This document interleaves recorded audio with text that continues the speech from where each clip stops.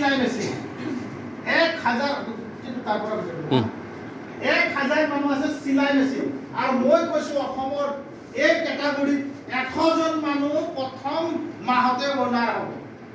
প্ৰথম মাহতে 100 জন মান পাব যোনে যোনে যোদ্ধা হৈছে মই আপোনালোকক এই কথাটো এই কাৰণে জনাব বিচাৰিছো কাৰণ ভাৰতবৰ্ষৰ ভিতৰত এতিয়া আমি এলইডি বাল্ব মানে যোদ্ধাৰ পিক ফাৰ্ষ্ট লৈছো 70000 আমাৰ টিমতে আহিছে কাৰো বেলেগ টিমে এতিয়ালৈকে লোৱা নাই কাৰণ আপোনালোকক কৈছো লাইক কোনে কৰিব পাৰিব যাৰ পিং ল'ব হিয়ে হ'ব তো আমাৰ অসমত আপোনালোকক মই বিশ্বাস দিয়াব পাৰো যে লয়াৰ আছাম আপাৰ আছাম যিমান মানুহ আছে আপোনালোকে খালি যোদ্ধা হৈ ভিডিঅ' বনাওক লাইক দিয়াবৰ কাৰণে মই অসমৰ যিমান মানুহ আছে সবক কম আৰু তেওঁলোকে বনালে আমি লাইক কৰি দিম তেতিয়া 1000 জন মানুহ পাম না 1000 কাৰণ আপোনাক মই অকলে বিচাৰিবলৈ কোৱা নাই খালি আপোনালোকে আমাৰ লগত সাথ দিয়ক আৰু আপুনি ভিডিঅ'টো বনাই দিয়ক আৰু আমি স্কুলতে কেম্পিং কৰিম আপুনি আপোনাৰ ভাবে কৰি আছে কিন্তু আপোনাৰ হয় আমি গোটেই মই অসমৰ মানুহক কৈ প্ৰচাৰ চলাই দিম বিহাৰত মোৰ টিম আছে বিহাৰ মানুহজনক কম এই ভিডিঅ'টো লাইক কৰক দিল্লীত মোৰ টিম আছে দিল্লীত মই কম এই মানুহজনক লাইক কৰক কাৰণ সেই যে হাতিও মোৰ ওপৰত আশা কৰি আছে স্যাৰ অসমত আপোনাৰ বহুত ডাঙৰ টিম চলি আছে আপুনি মোক খালি সহায় কৰক কাৰণ আপুনি ক'লে ভিডিঅ'টো লাইক হৈ যাব আৰু লাইক হ'লে মই এই সুবিধাটো পাব পাৰিম যদি আপোনালোকৰ কাৰণে মই তাৰ আপোনালোকক লাইক কৰিব মই কম আপোনালোকে ভিডিঅ'টো বনাইছে দিল্লীৰ মানুহটো লাইক কৰক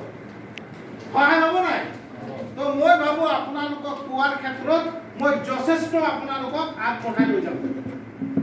পিছ পৰি কোনো নাথাকে কাৰণ এই ক্ষেত্ৰটোত নকওঁ 1:3 ৰেচিঅ'ত হ'ব 1:20 মানে আপোনাৰ এইটো যদি অকল দানবীৰ হয় তো দানবীৰ হলে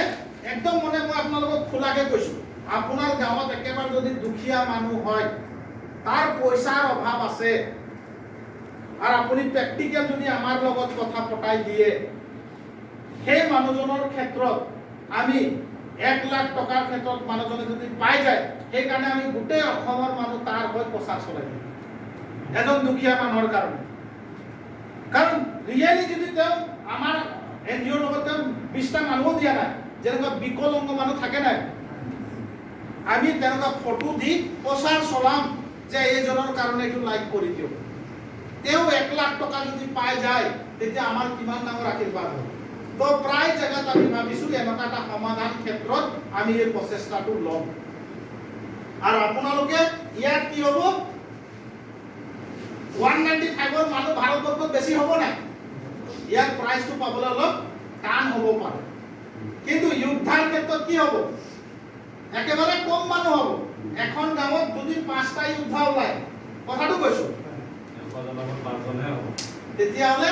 100 জনৰ ওপৰত 5 জন তেতিয়া মই এই কাৰণে কৈছো যে আপোনালোকক দানবীৰৰ ক্ষেত্ৰত মই পাবলৈ নাপাবও পাৰে যোদ্ধাৰ যিকোনো এটা প্ৰাইজত আমাৰ অসমে পজিশন ল'বই পজিশন পাবই হয় 3 লাখ পাব নহয় গাড়ী পাব নহয় ইয়াত চিলাই মেচিন পাব কি কাৰণে কৈছো কাৰণ আমি এতিয়া অসমত সেই হিচাপে প্ৰচাৰ চলাম কাৰণ আপোনালোকক সহায় কৰিম এইটোৰ কাৰণে কাৰণ মোৰ মনত এটা ভাৱ আছে যে দুখীয়া মানুহক যদি আমি সহায় কৰিব পাৰোঁ আমাৰ ওপৰলাও চাব আমি আপুনি যেনেকুৱা কৰিছে আপোনাৰ ভিডিঅ'টো যদি বনায় আপুনি উঠা হৈ বনায় প্ৰথম মাহটোৰ কথা কৈছো প্ৰথম ছেকেণ্ড থাৰ্ড 3 মাহ